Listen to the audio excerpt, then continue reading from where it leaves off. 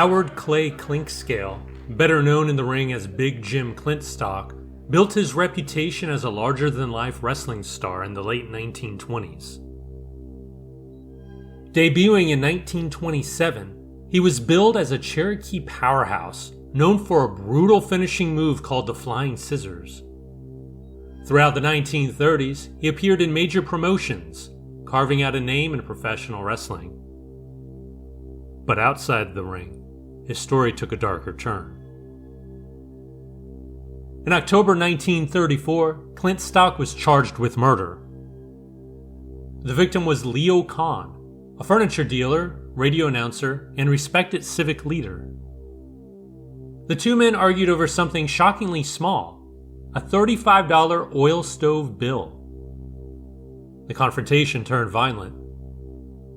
Kahn suffered devastating injuries to his face and head, including a severe concussion. He never fully regained consciousness. Despite the charges, Clintstock never ended up serving time. Nearly a decade later, his life came to a violent end. On January 29, 1944, Clintstock was killed during a dispute inside a dentist's office in Charlotte, North Carolina. Two men were involved. One, a dentist, the other, a dental technician. A career built on controlled violence ended in something far more real. Frank Townsend lived two very different lives and built a name in both. In the ring, he was known as Farmer Boy and sometimes the Singing Wrestler, a rare blend of athlete and performer. He began his professional wrestling career in 1956 in Ohio, then spent the next several years traveling across North America, working in cities like Calgary, New York, St. Louis, and Vancouver. Much of his time was spent in Toronto, where he competed for Maple Leaf Wrestling during the late 1950s and again in 1961. By 1963, his career took him even farther. Townsend traveled to Japan to compete for the Japan Wrestling Association, performing under the name Killer X. After the tour, he stepped away from wrestling entirely, choosing to focus on his music career. But just 2 years later, his life came to an abrupt end. On May 15, 1965, Townsend was aboard a yacht called Dorade, preparing for a race in Puget Sound, Washington. During the event, he fell overboard. He was never recovered and is believed to have drowned. He was 32 years old. Townsend was laid to rest in Blackwood, New Jersey beside his mother. He left behind his wife Sonia and their young son.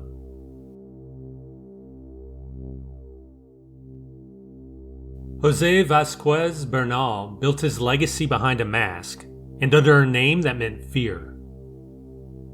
Known to fans as Espanto I or Terror I, he rose through the world of Mexican lucha libre in the 1950s as part of a unique trio called Los Espantos. Alongside his younger brother and his closest friend, the group became one of the first identical teams in Mexico.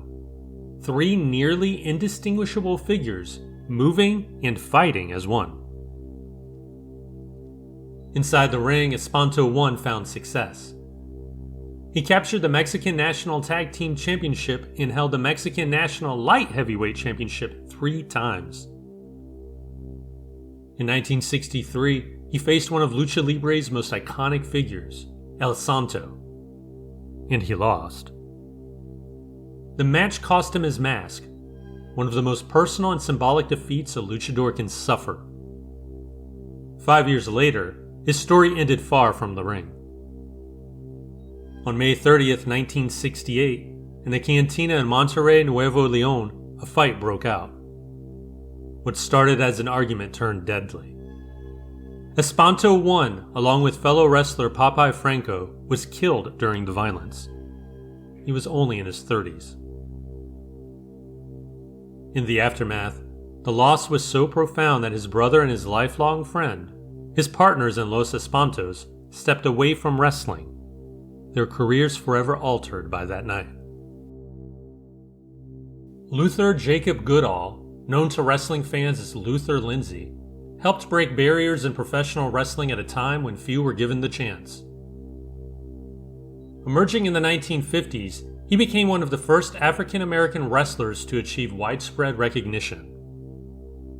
Competing across the United States with the National Wrestling Alliance and internationally in promotions like All Japan Pro Wrestling, Lindsay built a reputation for both skill and resilience. He was especially popular in the Pacific Northwest and Mid-Atlantic regions, where crowds recognized him as more than just a competitor, but a pioneer. On the night of February 21, 1972, Lindsay stepped into the ring in Charlotte, North Carolina, for what seemed like a routine match. His opponent was local wrestler Bobby Paul.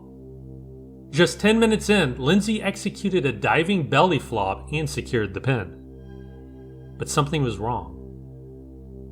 After the count, he didn't get up. At first, it wasn't clear what had happened. The referee tried to get a response. When none came, authorities were called. Lindsay was taken to the dressing room, but it was too late. He had suffered a fatal heart attack, collapsing at the exact moment of victory. He died in the ring at 47 years old, leaving behind a legacy as both a trailblazer and a respected figure in professional wrestling. Mark Tendler lived a life that moved between the spotlight and something far more ordinary, until it ended in violence. He began his career as a professional wrestler, working in Hawaii during the late 1950s before returning to his hometown of New York City. There, he competed for Capital Wrestling Corporation, building a steady presence in the industry. But wrestling was not his only pursuit. Tendler stepped away from the ring for a time to focus on acting, appearing in films like Hercules in New York in 1970, Badge 373 in 1973, and Night Flowers in 1979. Outside of entertainment, he also spent years working as a full-time lingerie salesman, balancing performance with everyday life. Later, he returned to wrestling in a different role. As a trainer, he helped shape the next generation, working with names like the Sandman and other rising talent. By 1990, Tendler was managing a nightclub called the Crazy Clown in Riverhead, New York. On the night of February 13th, he was sitting in his car in the club's parking lot. That's where he was found, shot in the head. He was airlifted to University Hospital in Stony Brook, but despite efforts to save him, he died 2 days later on February 15th. He was 57 years old. The case was never solved. Richard Thomas Bryant, better known to wrestling fans as Chief Little Eagle, spent much of his life in the ring, building a reputation across some of the National Wrestling Alliance's most prominent territories.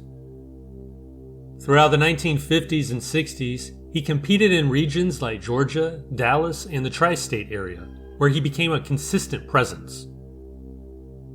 Alongside his longtime partner, Chief Big Heart, Bryant found repeated success as a tag team competitor, capturing multiple championships over the years. After stepping away from wrestling, Bryant transitioned into a quieter life, working for an oil company. In 1990, that life took a sudden and violent turn. On July 7th, Bryant opened his home to a man named Dolph Adams, someone in need of help. At some point, something went wrong. Adams produced a gun and shot Bryant. The injuries were catastrophic, severing his spinal cord and piercing his heart. He died as a result of the attack. He was 55 years old. Adams was later arrested and convicted of murder, bringing a legal end to the case, but not to the tragedy of how Bryant's life ended. Paul McManus, known in the ring as Tank Morgan, spent decades carving out a career in professional wrestling across the United States. He debuted in the 1950s, moving through various regional territories. By 1965, he appeared in the American Wrestling Association in Minnesota under the name Bob Morgan. A year later, he reached New York City and joined the Worldwide Wrestling Federation as Tank Morgan, where he engaged in a notable feud with WWF champion Bruno Sammartino between 1966 and 1967. Morgan found championship success in 1973, defeating Dewey Robertson to capture the NWA Tri-State North American Championship. It would remain the only title of his career. He lost it to Rip Tyler in early 1974 and retired later that same year. Decades after leaving the ring, tragedy struck. On August 15, 1991, Morgan was walking his dog in Las Vegas, Nevada, when a car passed by and he was shot in front of a high school. Police arrived quickly. He was taken to University Medical Center, where he was pronounced dead. He was 58 years old. Authorities believed he was a victim of mistaken identity. Neil Allen Korakafe, better known in the wrestling world as Neil Superior, was a fixture of the East Coast and Mid-Atlantic independent circuit during the 1990s. Known for his size, strength, and experience as both a wrestler and trainer, he was perhaps most recognized for his time with the National Wrestling League. His life ended tragically in a situation far removed from the ring. In the early hours of August 23, 1996, Korakafe left his hotel room at the Fenwick Inn in Ocean City, Maryland. Witnesses reported him moving erratically and unclothed on the 7th floor. According to his family, he may have been sleepwalking, a symptom of a neurological condition, possibly linked to wrestling-related injuries, which caused seizures and disorientation. Hotel staff contacted the police after attempts to calm him failed. When officers arrived, they attempted to restrain him. Korakafe did not respond to commands. Despite repeated efforts, including pepper spray and physical restraint, he continued to move violently. The confrontation escalated across hallways, stairwells, and into the hotel parking lot, involving multiple officers. Eventually, Korakafe was brought to the ground and restrained. Paramedics were called. By the time he reached the hospital, he had stopped breathing. He was pronounced dead. An autopsy later determined that Korakafe died from heart disease compounded by drugs and alcohol. The injuries he sustained during the confrontation, though serious, were not deemed life-threatening. Toxicology reports identified ephedrine, GHB, anabolic steroids, and ethanol in his system. The circumstances surrounding his death sparked controversy and led to a federal lawsuit filed by his parents in 1998, alleging excessive force and wrongful death by the Ocean City Police Department. The case claimed that Korakafe's restraint had been unnecessarily aggressive. After multiple investigations and court proceedings, the courts ultimately upheld that the officers had not used deadly force.